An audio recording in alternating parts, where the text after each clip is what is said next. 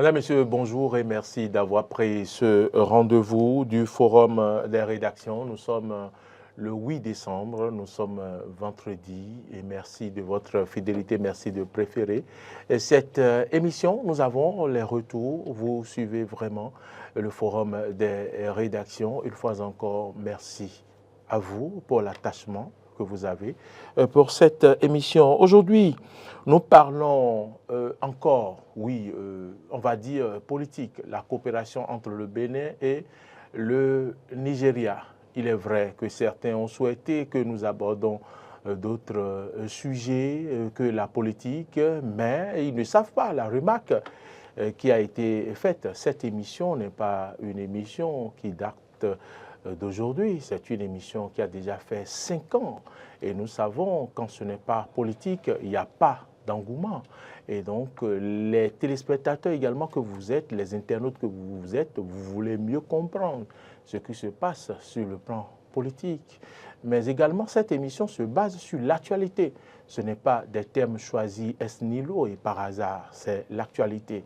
Et donc, l'actualité cette semaine, c'est la visite du président Patrice Talon ce mercredi au Nigeria. Le président Patrice Talon s'est donc rendu au Nigeria dans le cadre d'une visite d'État auprès du président nigérian Bola Tinubu. L'objectif était de discuter du renforcement de la coopération entre les deux pays. Et les retombées sont là, nous allons en parler dans cette émission. Nous allons profiter également pour rappeler quelques difficultés que le Bénin a eues en matière de coopération avec le Nigeria sous d'autres présidents, mais également la nécessité pour nous de collaborer avec le Nigeria. Le forum des rédactions, le thème c'est les relations Bénin-Nigeria, nécessité de renforcer la coopération économique. Les débatteurs, les analystes politiques vont donc crever l'abcès, comme on le dit, pour pouvoir montrer s'il est nécessaire ou non de renforcer cette coopération économique entre le Bénin et le géant de l'Est, comme on l'appelle. Pour faire cette émission, je vais vous présenter les débatteurs, mais avant, on va observer une courte pause. Cette émission est réalisée de main de maître par le jeune et compétent Alain Alou. Au son, c'est également un autre maître, un autre connaisseur du son, un ingénieur du son, c'est bien Didier Guédou. Et de l'autre côté de la diffusion, c'est Martin Toinsé. Sur les différentes plateformes pour nous suivre, c'est grâce à Modeste Rounik-Mondier. Je n'oublie pas l'autre connaisseur de son, c'est Alain Alou également. Il est là. Toute l'équipe est là pour la réussite de cette émission. Je vous présente les débatteurs juste après cette virgule.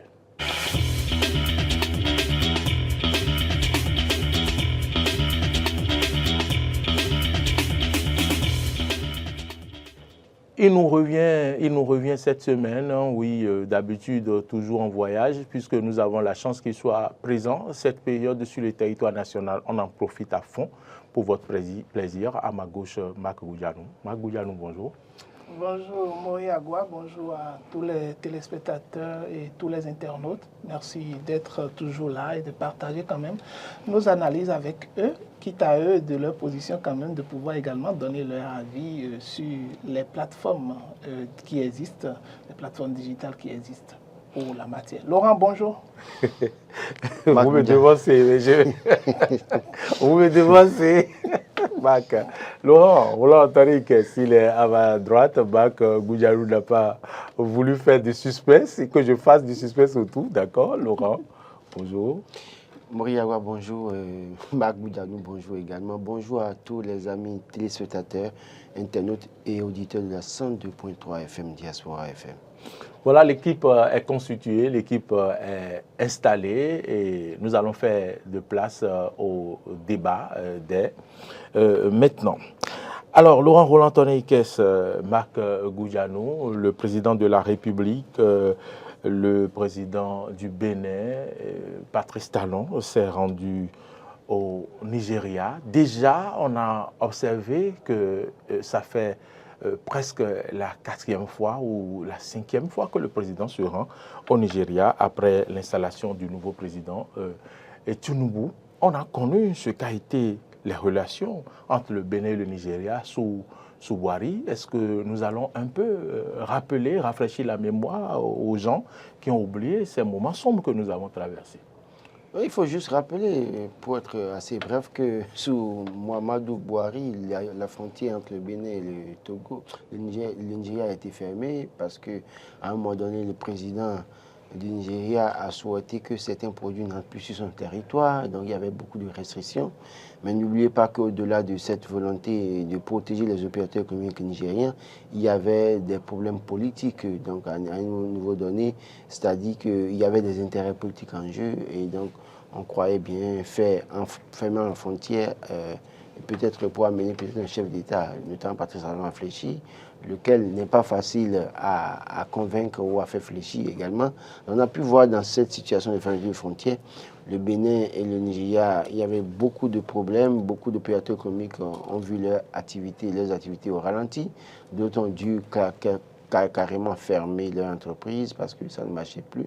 Donc, autant de choses, c'était une situation assez malheureuse pour les opérateurs économiques qui à cette époque, faisaient la navette Nigeria-Bénin, c'est-à-dire Ibadan, Yor, les zones environnantes avant Lagos, Abuja et autres. Donc, ça a été un problème pour ces personnes.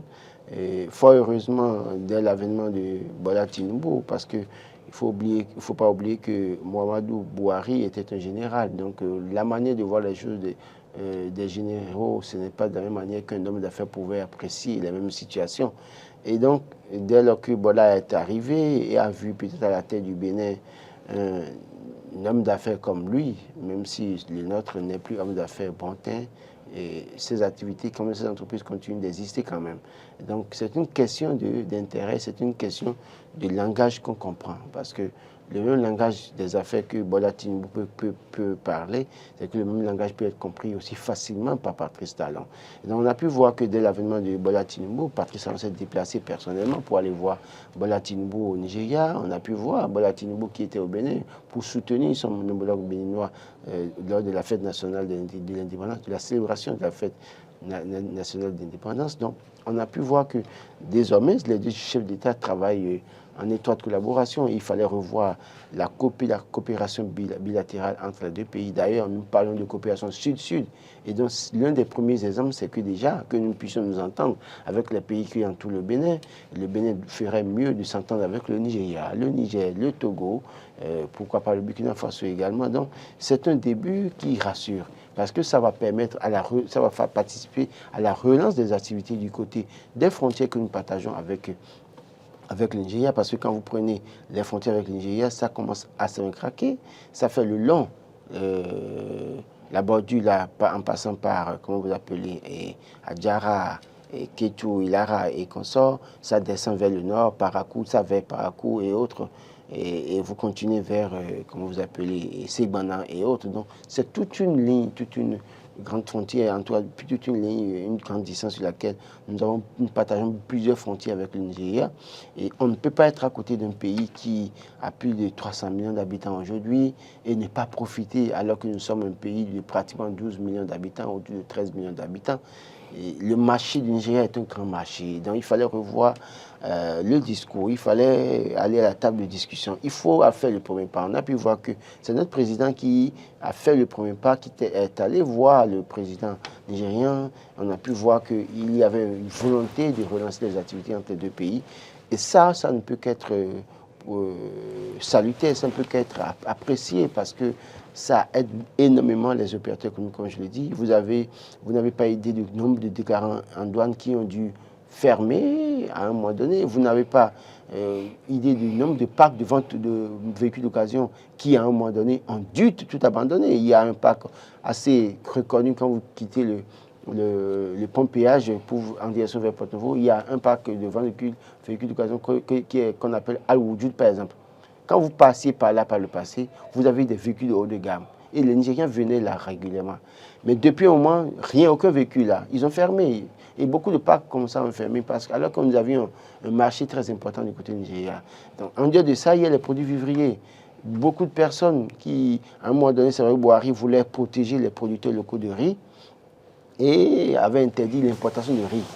Parce que n'oubliez pas que nous ne produisons pas assez de riz ici. Nous-mêmes, nous importons le riz comment vous appelez, c'est les Indo-Pakistanais, de la Chine, du Japon et autres.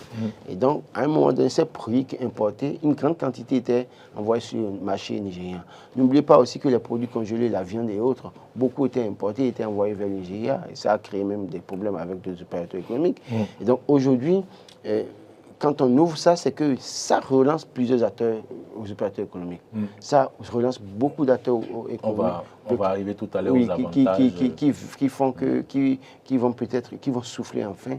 Et je crois que maintenant, ce qu'il faut faire, c'est que dans cette collaboration, que les engagements soient respectés de part et d'autre pour le bonheur de toutes les populations, qu'elles soient nigérianes ou béninoises. Magoudianou, le Bénin a connu quand même des moments difficile. C'était sous toujours le président Patrice Talon, avec l'arrivée au pouvoir du président Buhari du côté du Nigeria. Le Nigeria, il faut le reconnaître pour donner une idée à certaines personnes qui nous suivent. Le Nigeria se classe au rang de première puissance économique d'Afrique avec un PIB de 481,07 milliards de dollars. C'était en 2016 et c'était devant l'Afrique du Sud, s'il vous plaît. Et son PIB en parité de pouvoir d'achat était le deuxième en Afrique derrière l'Égypte. Nous étions en 2018. Je n'ai pas les dernières statistiques. J'ai des statistiques de 2022 que je vais livrer tout à l'heure. Tout compte fait, le Bénin, le Nigeria est un pays économiquement assis qui exporte plusieurs produits et premier producteur de pétrole, on peut le dire ainsi, où c'est le cas en Afrique. Et le Nigeria exporte beaucoup d'autres produits comme le caoutchouc et beaucoup d'autres éléments. À côté, le Bénin, qui ne devrait pas souffrir économiquement, souffre. Et Laurent Roland l'a rappelé tout à l'heure, la population, n'en parlons pas. Un pays peuplé de l'Afrique, et nous pouvons donc, à côté du Bénin, faire beaucoup de production, aller vendre au Nigeria. Mais les relations, malheureusement, ont été très tendues avec le président Buhari du Nigeria. Qu'est-ce que vous gardez en souvenir en ce qui concerne ces relations que nous avions eues par le passé avec le Nigeria, toujours sous le président Patrice Talon? Merci Maurice. Il faut dire que nous partageons beaucoup de choses avec le Nigeria. Lorsque je laisse même le plan économique, il faut dire que même sur le plan culturel, on partage énormément de choses avec le Nigeria parce que nous partageons un certain nombre d'ethnies ensemble. Donc, ce qui fait que le brassage qui devait naître normalement entre les deux pays, avec l'arrivée de Buhari et l'installation de Patrice Talon, a eu un petit coup. Et nous avons compris que c'était des enjeux qui étaient, lorsque vous l'avez dit tout à l'heure, il y avait des enjeux politiques qui étaient beaucoup plus en vue, pas seulement des enjeux économiques, parce que le Nigeria a su quand même à un moment donné collaborer avec nous, même si le Bénin, mis à côté du Nigeria, est vraiment trop petit. Cela n'empêchait pas quand même qu'il y avait eu de très bonnes collaborations, en tout cas bien avant l'arrivée de Patrice Talon. Tout à fait. Parce qu'il faut reconnaître que... On a vu les présidents Boni Yayi et Obasanjo comme voilà, deux frères. Exactement. Encore qu'ils sont tous deux Nango. Donc ce qui explique également, c'est pourquoi je parlais du lien ethnique qui existait toujours entre le Nigeria et le Bénin. Donc il faut dire qu'avec le départ de Boni Yayi et l'installation de Patrice Talon, avec l'installation également de Buhari qui est arrivé à la tête du Nigeria, ça a rendu un peu, en tout cas la situation un peu plus chromatique, parce qu'il faut reconnaître que les deux n'avaient pas forcément la même vision. Et du moment où la collaboration qui existait entre l'ancien président, c'est-à-dire, je veux parler d'Obasanjo, qui quittait et que Buhari qui s'installait, il y avait une bonne collaboration entre les deux, malgré que Obasanjo était déjà parti.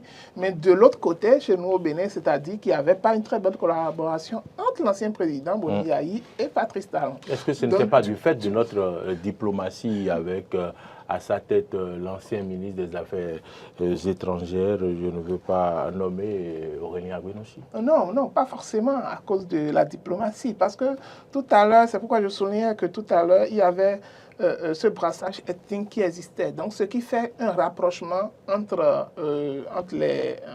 Obasanjo et Boniaï en temps, même si Boari n'est pas Nango, mais il entretenait de très belles relations avec l'ancien chef d'État, ce qui a fait que quand il a pris le pouvoir, on les voyait souvent ensemble. Et on voyait même Boniaï aller au Nigeria, collaborer, en tout cas sympathiser avec Obasanjo également et rencontrer également Boari, même s'il n'était pas chef d'État. Donc, ça a fait que les relations entre les deux pays s'étaient fragilisées un peu, où il fallait quand même voir dans quelle mesure les choses qu'on permettait quand même, les largesses qu'on permettait au Bénin à un moment donné sur le plan économique, comment est-ce qu'il fallait quand même mettre un peu de retenue à cela. Et il ne faut pas oublier la tension qui est née du fait que le grand homme d'affaires du Nigeria, je veux parler de Dangote, dont les ciments étaient carrément aussi interdits ne transitaient pas le Bénin avant, mais qui ont été interdits, qui ne transitaient plus par le Bénin. Donc, ça a réveillé un certain nombre de tensions entre les deux pays. Et c'est de là que le président Boari aussi a décidé de son côté de pouvoir fermer les frontières au Bénin parce qu'il sait que non seulement eux-mêmes, le Nigeria, ils allaient en souffrir, mais ceux qui allaient beaucoup plus en souffrir en réalité, c'était le Bénin. Parce que nous en avons souffert. Le Bénin pris, c'est comme un État du Nigeria. Le Bénin pris, c'est comme un État du Nigeria parce que le Nigeria qui fait plus de 300 millions d'habitants, or nous on est à peine à 15 millions d'habitants. Donc du coup, lorsque vous faites la différence, donc vous dites que le Bénin c'est pratiquement un État du Nigeria. C'est un quartier en quelque sorte. Voilà, donc ce n'est pas le Nigeria qui va beaucoup plus sentir l'effet de cette fermeture des frontières. Et nous l'avons remarqué à l'époque, Laurent l'a décrit tout à l'heure, il l'a peint tout à l'heure, c'était très difficile pour les opérateurs économiques au Bénin. Il y a beaucoup d'entre eux avaient des difficultés. Je pense que c'est dans cette période qu'il y a eu l'interdiction également, Laurent, des véhicules d'occasion qui devaient aller au Nigeria. Effectivement, donc les véhicules d'occasion qu'on envoyait au Nigeria où les opérateurs économiques du Nigeria venaient, s'approvisionnaient, peut-être que Laurent l'a dit par exemple en citant un pack comme exemple tout à l'heure, il y a beaucoup de packs qui ont été impactés par le phénomène parce qu'il faut remarquer que les Nigériens viennent acheter beaucoup de véhicules chez nous. Et contrairement à chez eux, la crainte est qu'il y a beaucoup plus de magouilles et puis de manque de confiance entre eux là-bas, de telle sorte qu'un véhicule que tu veux acheter au Nigeria, par exemple, tu vas sur le parc, tu vas au port, tu vas acheter le véhicule, les Nigériens, ils sont capables de pouvoir démonter le même véhicule là et recomposer pour te donner un véhicule. Et quand tu vas acheter ça, tu n'auras plus le même véhicule de façon authentique. Or, ils savent que nos opérateurs économiques au Bénin, au niveau de notre port et au niveau de nos parcs, quand ils achètent les véhicules, ils te disent déjà les caractéristiques. Et quand toi-même tu vérifies, tu vois que, OK, le véhicule est venu dans tel état et nous n'avons pas cette manipulation technique pour pouvoir quand même mélanger, en tout cas agencer les pièces de telle sorte. Donc, ils avaient une confiance totale, d'accord, dans notre système. Donc, ils préfèrent recourir à nos transporteurs, voilà, à nos vendeurs de véhicules. À nos vendeurs de véhicules d'occasion pour pouvoir venir prendre les véhicules d'ici. Donc, ça apportait beaucoup plus au port, d'accord, parce qu'aujourd'hui, vous allez constater que cette fermeture de la frontière entre le Bénin et le Nigeria a impacté beaucoup plus sur les affaires au niveau du port autonome. Parce qu'il fallait que même les marchandises dont parlait Laurent tout à l'heure, par exemple, ce n'est pas le port que ça venait. Les riz, on les importait. Les viandes congelées et autres, on les importait. Donc, voilà, on envoyait ça. Donc, du coup, quand ils venaient, il fallait que nous, de notre côté, on les envoyait. Elle forte de l'autre côté. Donc, il fallait qu'on les envoie par voie terrestre vers le Nigeria ou même par voie maritime vers le Nigeria. Donc, à un moment donné, avec cette fermeture, beaucoup de ces produits qu'on envoyait, ça suffisait. En tout cas, on en consommait, il en restait énormément. D'accord. Il y en avait à suffisance. De telle sorte qu'il fallait quand même commencer par, en tout cas, essayer de juguler au niveau de la commande pour pouvoir quand même éviter que les marchandises se gardent beaucoup plus.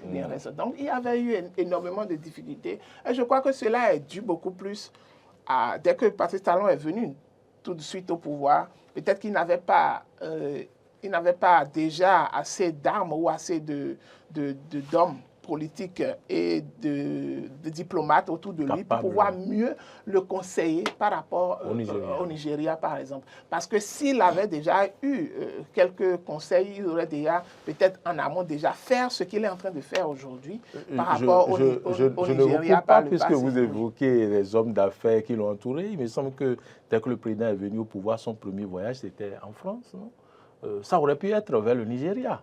Oui, oui, vous savez. On a vu des présidents béninois, dès qu'ils ont été élus, leur premier voyage, c'est d'abord le Nigeria.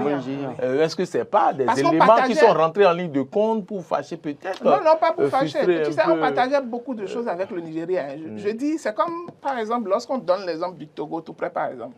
On dit, le Togo, ça fait en quelque sorte partie du Bénin et le Bénin fait partie du Togo. Donc, c'est presque la même chose que le Nigeria. La seule différence avec nous, c'est la langue. C'est qu'au Nigeria, ils parlent beaucoup plus l'anglais et la monnaie. Mais néanmoins, il faut dire qu'il y a beaucoup plus de langues qui sont parlées également au Bénin, qui sont parlées au Nigeria. Lorsque vous prenez le Yoruba, par exemple, d'accord, c'est beaucoup parlé également au Nigeria. La plupart des chanteurs nigériens aujourd'hui, vous allez voir, ils mélangent l'anglais avec le Yoruba dans leurs chansons. Ça veut dire qu'on partage beaucoup plus de choses, en tout cas, on partage beaucoup plus de choses culturelles.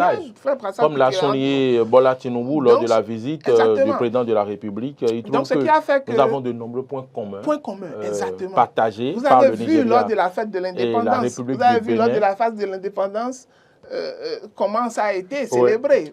Pour pouvoir faire sortir ce brassage culturel qui existe. Et tout ça, c'est important dans la diplomatie. C'est très important. Mais il faut remarquer que lors de l'arrivée du chef de l'État, peut-être qu'il n'avait pas pris en compte tous ces enjeux-là et il n'avait pas eu peut-être assez de conseils et compte tenu des orientations que lui-même il avait politiquement, il n'a pas pu quand même choisir la bonne ligne de conduite à suivre pour pouvoir quand même profiter. Parce que toutes ces années que nous sommes restés loin du Nigeria, par exemple, ça nous a coûté énormément cher, il faut le reconnaître. Et aujourd'hui, maintenant, déjà que même nous rencontrons d'énormes difficultés au niveau de notre port, d'accord, et au niveau de beaucoup d'autres secteurs, je crois que ça serait très avantageux pour nous de renouer ces contacts, ces liens avec le Nigeria, et nous en sortirons quand même gagnants. C'est un partenariat gagnant-gagnant, je pense. Autrement dit, vous saluez ce rapprochement avec le profil bas qu'effectue notre président pour donc aller vers le Nigeria. Et ça a payé. Oui, puisque quelle que soit votre force, vous ne pourrez jamais évoluer seul dans un environnement, dans l'environnement dans lequel nous vivons aujourd'hui. Vous ne pourrez jamais évoluer seul. Vous aurez forcément besoin des pays voisins, vous aurez besoin forcément de l'étranger également pour pouvoir peut-être prendre les ressources industrielles, en tout cas les ressources matérielles qu'il faut quand même pour pouvoir faire développer. Et le Nigeria a une très grande expérience en la matière. Et qu'il vous souvienne qu'il y a eu des restrictions. Sous Boari, il y a des produits, plusieurs produits, cinquantaines de produits qui ne devraient plus transiter du Bénin vers le Nigeria. Cette dernière sortie du président Patrice Talon a permis de finaliser ce dossier. Ils ont travaillé conjointement. Laurent, vous allez nous en parler pour lever des restrictions de change à l'importation sur 43 produits. Ou 42 produits. 42 produits. Il faut préciser que, comme je parlais du riz, par exemple. Désormais, on peut envoyer du riz au Nigeria. Il y a les margarines qu'on peut envoyer, les produits à base d'huile de palme, les huiles végétales, les viandes de produits, les carnets transformés, les légumes et produits qu'on peut envoyer également. L'huile rouge peut désormais repartir au Nigeria. Oui, c'est l'huile de palme, oui. Il s'est mis palmiste, d'accord. Donc, il y a les végétaux transformés, les volailles et produits transformés à base de volaille, les conserves de poissons en sauce en griffe, en fait, c'est les sardines en réalité, les cure-dents, les verres et articles en verrerie, les ustensiles de cuisine, vaisselle, les bouteilles de gaz, achat de tomates, concentré de tomates, les textiles, pain tissé et vêtements. Donc, vous savez très bien que quand on parle de sardines, quand on parle d'ustensiles de cuisine, nous n'avons pas d'entreprise qui réalise ça dans ces choses que nous importons. On peut importer également du Ghana. Oui, vous pouvez importer et renvoyer maintenant au Nigeria. C'est ce que Boari refusait, c'est-à-dire que dès lors que ce n'est pas le Bénin qui produit, c'est impossible d'envoyer ça au Nigeria. Alors qu'en réalité, il y a des gens qui vivent de cette activité. Et d'ailleurs, même les deux pays n'ont pas encore réussir à avoir cette autosuffisance au point d'empêcher, d'interdire les importations. C'est vrai qu'il faut encourager les chefs d'État à travailler, à mettre en place un climat des affaires qui permette à ce que les entreprises s'installent. D'ailleurs, quand vous allez du côté de Glodjigwe, il y a quelque chose qui se fait là. Parce que d'ici là, on peut fabriquer beaucoup de choses au Bénin qu'on peut envoyer. D'ailleurs, avec l'industrie textile qui est là, les t-shirts Made in Benin qui sont vendus dans les supermarchés, qui sont portés aujourd'hui, désormais, on peut maintenant les envoyer au Nigeria parce que c'est un grand marché. Parce que quand vous regardez un peu le Nigeria, je disais, la population, j'avais fait une erreur en disant que 300 millions, c'est autour de 200 millions, au-delà de 200 millions quand même. Voilà, mais c'est quand même, la superficie, c'est pratiquement... Je dirais pratiquement 8 fois ou 9 fois la superficie du Bénin. C'est 923 000 et quelques kilomètres carrés. Donc, vous imaginez l'étendue de cette nation qui a une puissance économique dans la sous-région. Quand vous prenez l'UEMOA, la CEDEAO, c'est l'une des plus grandes puissances dans une certaine mesure qui contribue énormément à la croissance économique dans la sous-région. On ne saurait parler de croissance économique dans la sous-région, en Afrique de l'Ouest, sans parler du Nigeria. C'est une force. Et vous, quand vous êtes à côté d'une force, d'un grand marché comme ça, vous profitez de façon importante. Et on voit c'est pourquoi il faut apprécier aujourd'hui la démarche du chef de l'État. La démarche du chef de l'État qui fait qu'aujourd'hui, oui. Et Bola Tinubu l'a dit, dans la collaboration, il va falloir travailler à protéger les intérêts des opérateurs économiques privés. Il l'a dit. Il a dit clairement, donc, parce qu'on a tout fait de penser que oui, de voir que les gouvernements ont des ambitions parfois, mais dans le même temps, c'est les gouvernements parfois qui constituent des bourreaux pour les opérateurs économiques. On a pu voir sous Obasanjo. Obasanjo, vous savez, jusqu'aujourd'hui, tous les opérateurs économiques, en tout cas la grande partie des opérateurs économiques du Nigeria, ils ont un respect profond pour Obasanjo. Parce qu'en son temps, il mettait l'opérateur économique nigérien au centre de sa gouvernance. Il était pratiquement, comme vous appelez, le facilitateur de ces opérateurs économiques. Le conciliateur, si on peut le dire. Non, en fait, quand je dis facilitateur, c'est les amener vers des... Mais quand il y a aussi des problèmes, peut-être c'est lui le conciliateur. Donc il a beaucoup œuvré pour que nous ayons aujourd'hui beaucoup d'hommes riches au Nigeria. Et donc, c'est ce qu'on souhaite pour les autres pays aussi. C'est-à-dire que, dans cette perspective, Bola Tinubu, c'est vrai que c'est un homme d'affaires, mais au Il ne faut pas qu'une seule personne mange. Il faut que tout le monde... Comme le phare. Il a mis au cœur de sa gouvernance l'intérêt des opérateurs. D'ailleurs, même il sait qu'il n'a pas de choix que de mettre au cœur de sa gouvernance les intérêts des opérateurs économiques nigériens. Et donc, le même exemple, on peut souhaiter ça au Bénin ici. C'est-à-dire que oui, il est bon d'aller négocier l'entrée de ces produits au Nigeria, mais dans la gestion, il ne faut pas qu'on devienne encore des obstacles pour l'épanouissement des opérateurs économiques. Il faut ouvrir c'est-à-dire le marché à toutes les sensibilités. Permettre au Béninois de Tchoumi de faire ce qu'il a envie de faire, d'envoyer au Nigeria, lui donner la facilité nécessaire. Quand les gens soient opposants aux mouvanciers, qu'on leur donne qu'on leur accorde des facilités pour faire des activités, que ce ne soit pas une négociation qui va profiter seulement à une minorité. Non, vivement que tous les Béninois se retrouvent dans cette nouvelle dynamique, dans ce nouveau départ entre le Nigeria et le Bénin. Ça va vraiment nous aider à accroître notre économie. J'attendais que vous citiez un peu plus, par exemple, comme les matériaux de construction, le ciment béninois qui peut donc...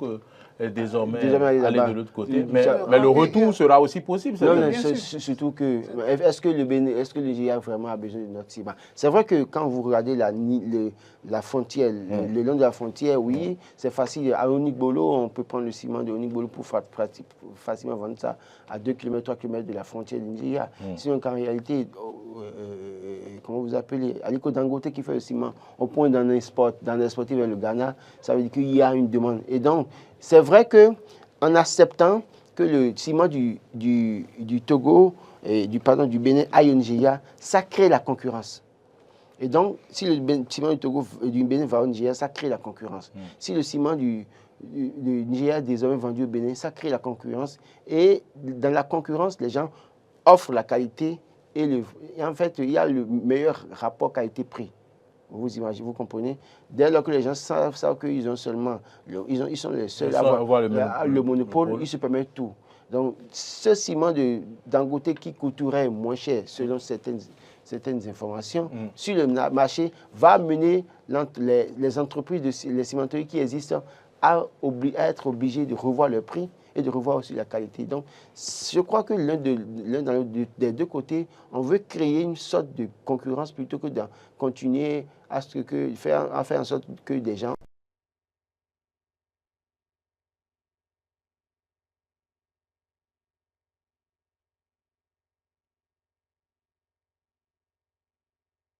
Pour également citer quelques produits dans le domaine, en ce qui concerne les matériaux. Oui, c'est vrai que l'on parle des barres d'armature, des barres de fer, des clous en acier, des clôtures et poteaux. On a même parlé des portes en bois, par exemple, qui peuvent être exportées vers le Nigeria. On a parlé des panneaux de fibres en bois également, des planchers panneaux de contreplaqué. Par exemple, les contreplaqués, oui, exactement. Oui. Donc, on peut également exporter. Ça veut dire qu'en quelque sorte, le besoin est là. Le besoin est là. Du moment où on est arrivé quand même à lister un certain nombre de produits, d'accord, ça veut dire que le besoin existe déjà sur le marché et qu'il faut combler ce vide-là. Et le Nigeria même en est conscient. Et le Nigeria sait que le Bénin peut fournir ces matériaux-là, peut fournir ces produits-là. Lorsqu'on parle d'aviation, par exemple, je ne vous informe de rien. Il faut que vous compreniez, par exemple, que tel que Laurent l'a dit, le Nigeria, c'est une très grande superficie. Et je vous donne juste un exemple. Lorsque moi, je dois voyager, par exemple, à Abuja, par exemple, dites-vous que je ne peux pas, en tout cas, de l'expérience que j'ai vécue, je ne peux pas prendre par transport, en tout cas, terrestre, jusqu'à Abuja. Je dois faire des jours de route. Donc, oui, je dois faire des jours de route. Donc du coup, c'est du Bénin à Lagos, peut-être, que je peux faire peut-être une journée. Mais de Lagos à Abuja, je vous assure, si vous prenez par voie terrestre, vous allez faire des jours, je vous l'assure. Ce qui fait que la plupart de ceux qui voyagent généralement vers Abuja, par exemple, et autres, ils sont obligés, par exemple, arriver à Lagos, de pouvoir prendre des avions.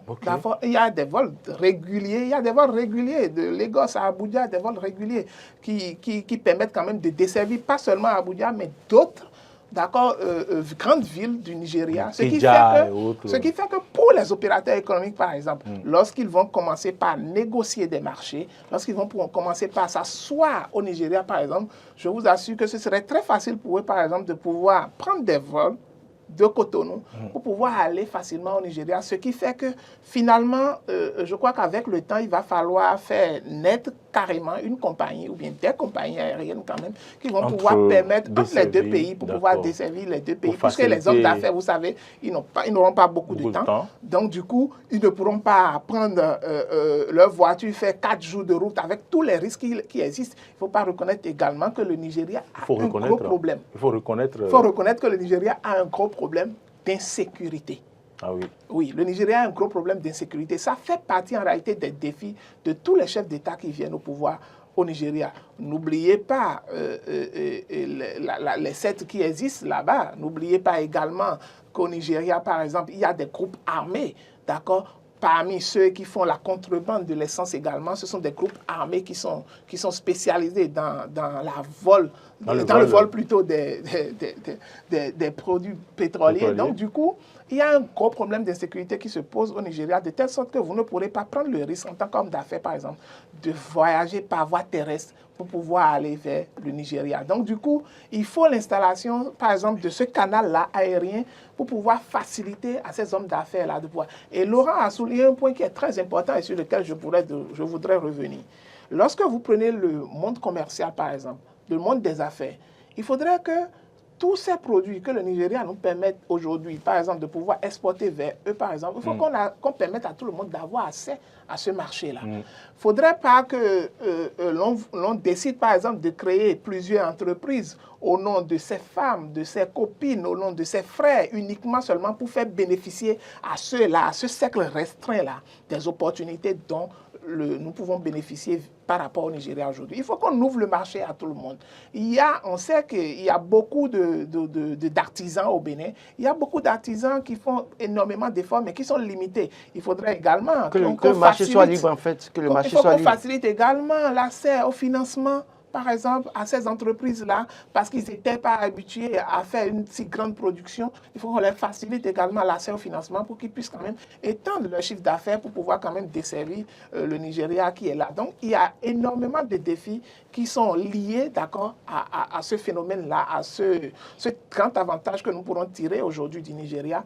Et tel que le président Tinubu l'a dit, il faut qu'on quand même essaie de réfléchir pour que ce partenariat soit vraiment gagnant-gagnant, pas seulement pour une classe de bourgeoisie, mais que ce soit gagnant pour tout le monde, pour tous les Béninois, lorsqu'on puisse permettre aux producteurs, par exemple, parce qu'il faut reconnaître que également le soja, par exemple, qui est là, par exemple, le Nigeria peut en prendre énormément également. Donc, il faut permettre également aux agriculteurs, aux producteurs, de pouvoir quand même leur donner cette facilité, de pouvoir leur rendre les prix un peu plus accessibles afin qu'ils puissent quand même exporter leurs produits, leur alléger au niveau de la douane, d'accord, et au niveau du fisc, de pouvoir leur alléger les taxes pour qu'ils puissent quand même permettre d'envoyer leurs produits. Parce que lorsque vous leur donnez la possibilité de pouvoir produire assez pour pouvoir exporter vers le Nigeria et qu'ils s'y mettent dedans, ils investissent dedans, ils produisent assez, par exemple, et que c'est à la fin de la production maintenant que vous leur mettez des bâtons dans les roues, que vous leur dites maintenant qu'il y a telle exigence fiscale.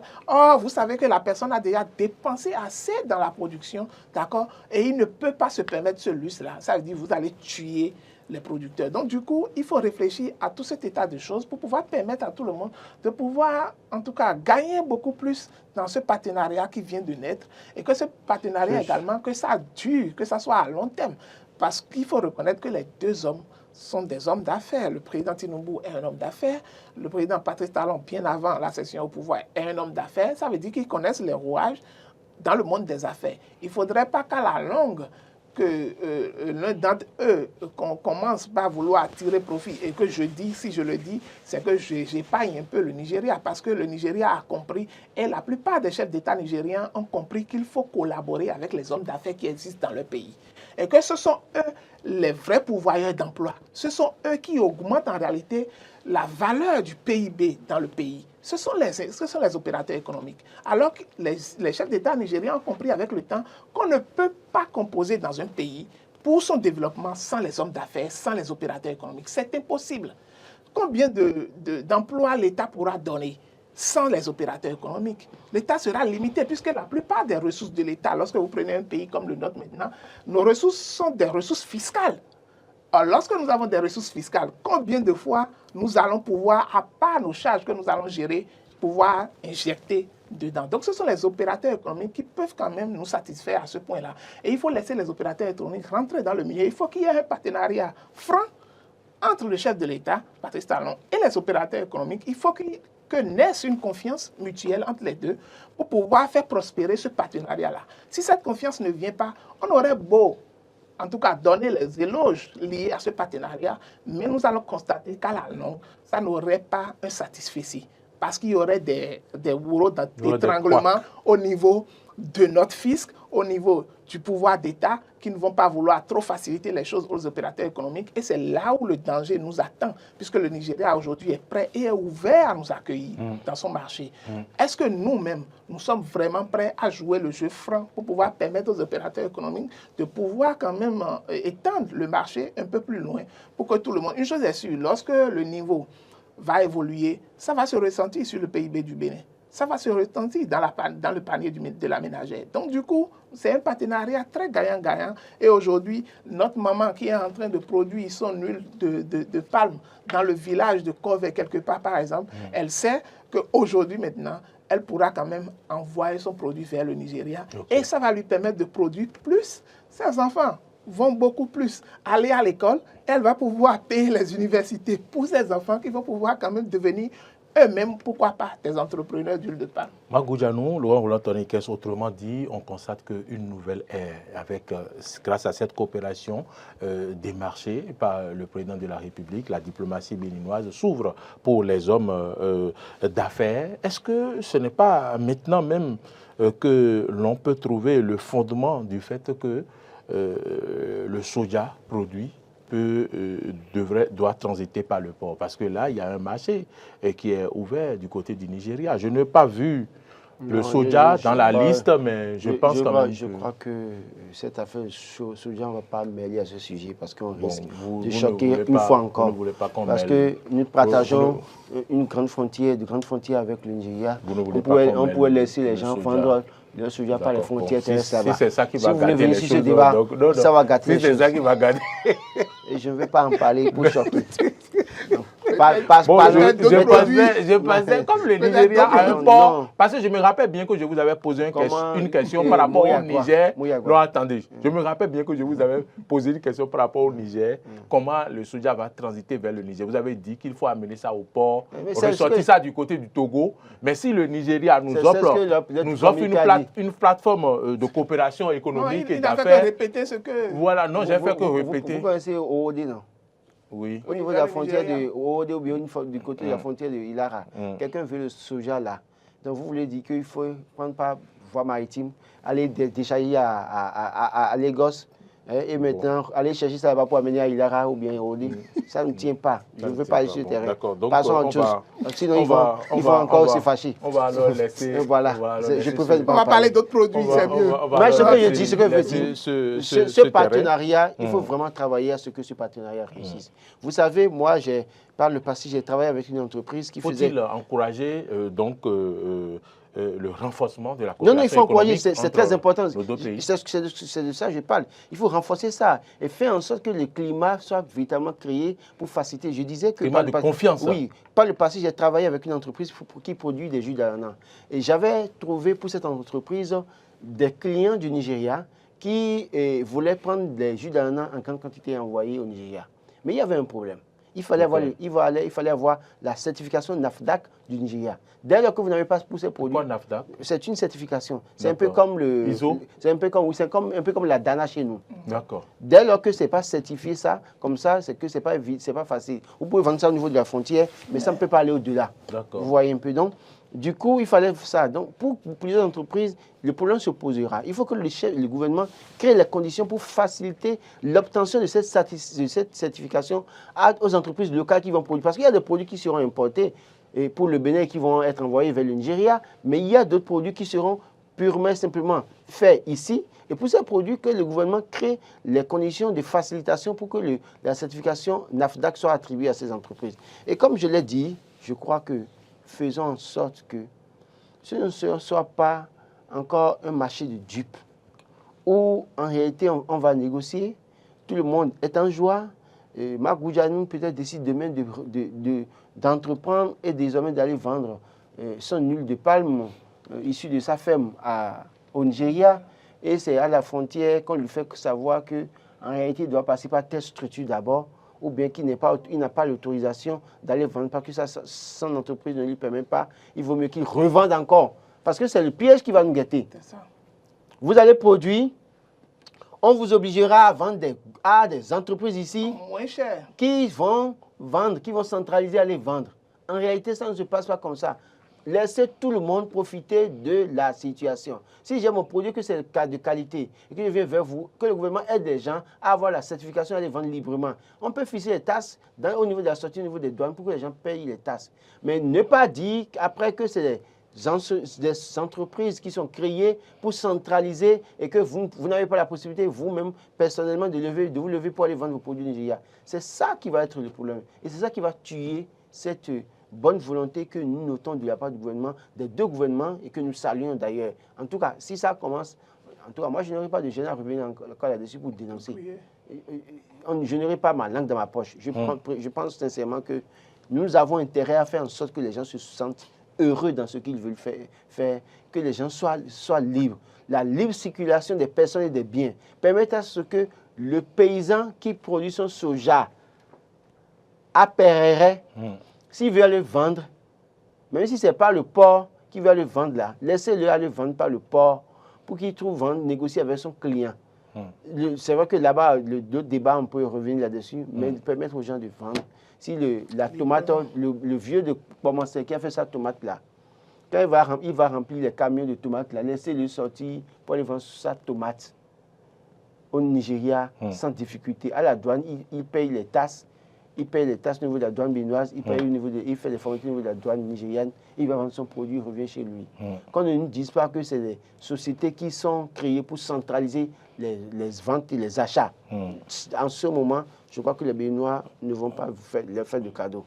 Ça aurait été un péché que je ne fasse pas allusion aux ZLECAf, la zone de libre circulation et d'échange, cette zone continentale que prône le Bénin. Le Bénin y travaille et y tient vraiment. Le président Tinubu, quand même, a encouragé cet effort interministériel pour permettre donc une zone de libre-échange entre les deux pays. Mais également, on ne peut pas finir cette émission sans évoquer la question de sécurité, puisque vous en parliez. Entre le Bénin et le Nigeria, on savait que dans un passé peut-être lointain, il y avait une coopération militaire où on a assisté à une opération qu'on appelait Fire for Fire.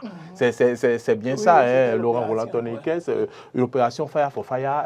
Est-ce que ce n'est pas aussi l'occasion quand même de renforcer la coopération sécuritaire, la coopération militaire entre les deux pays? Oui, je crois que entre les deux chefs d'État et entre les deux diplomaties, il y a beaucoup de questions qu'ils ont sûrement abordées, dont on n'a pas forcément la quintessence.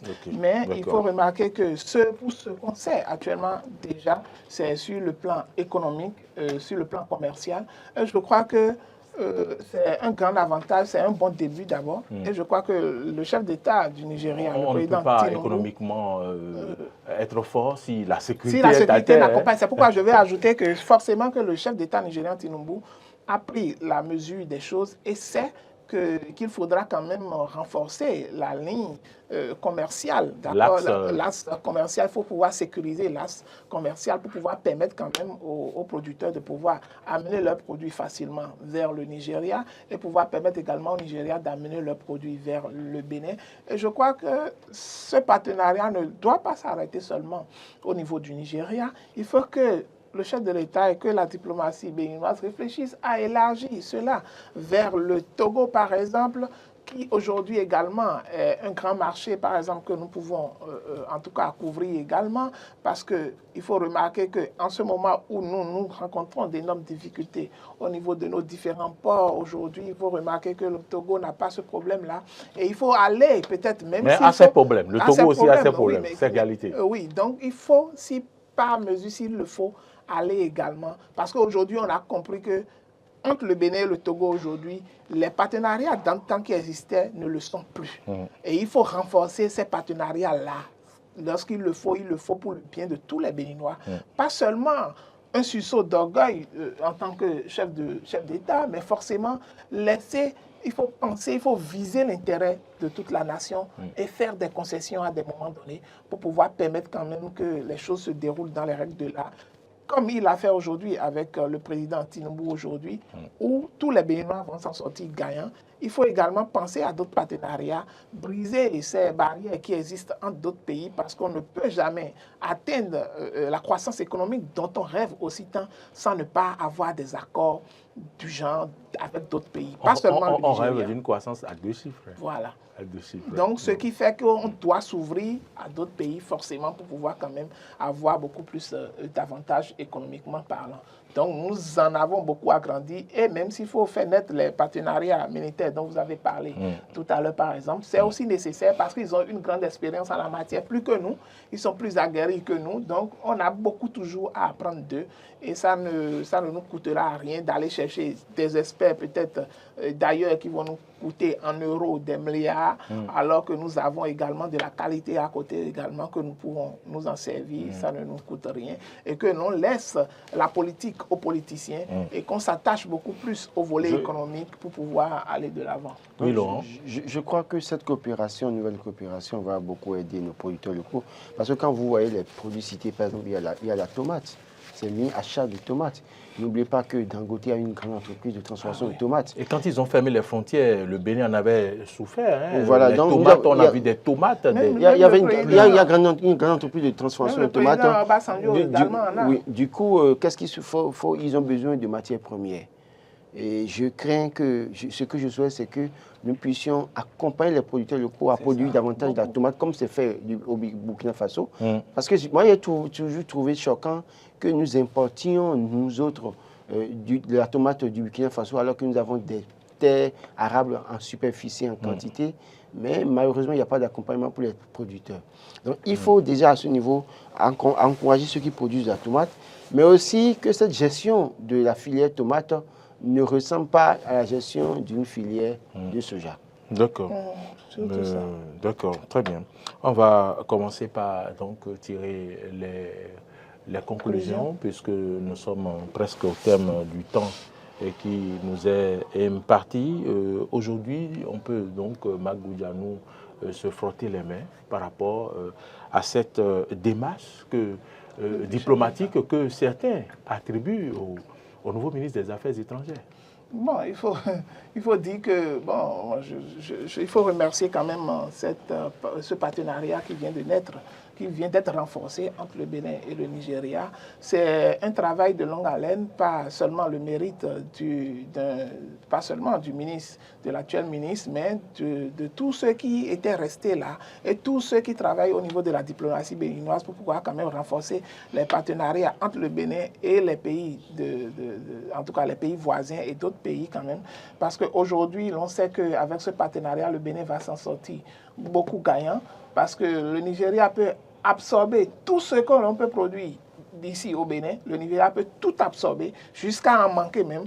Donc du coup, c'est un grand marché que nous devons quand même nous accaparer de ça. Nous devons occuper, saturer ce marché-là pour le bien-être des producteurs également et pour faire accroître notre économie.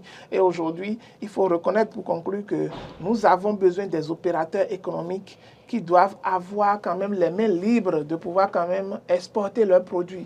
Il ne faudrait pas que l'on mette des restrictions, d'accord, politiciennes à l'œuvre pour pouvoir quand même empêcher ces producteurs-là de pouvoir exporter leurs produits vers le Nigeria et vers d'autres pays parce que sans les opérateurs économiques, on ne peut rien, on ne peut pas faire accroître on ne peut pas avoir la croissance économique qu'il faut pour le pays sans les opérateurs économiques. Et le chef de l'État seul ne peut pas tout faire et il le sait pertinemment. Il a besoin des opérateurs économiques et avec eux, on pourra quand même s'en sortir beaucoup gagnant, comme c'est le cas au Nigeria. Le Nigeria nous a montré une fois qu'avec les opérateurs économiques, ils peuvent s'en sortir et ils doivent avoir un partenariat gagnant-gagnant quand même et une bonne intimité entre les chefs d'État et les opérateurs économiques, comme on en a constaté au Nigeria. Il faut que cela revienne au Bénin parce que nous avons l'exemple tout près, parce que nous devons en tout cas renforcer ces liens-là pour nous en sortir tous gagnants.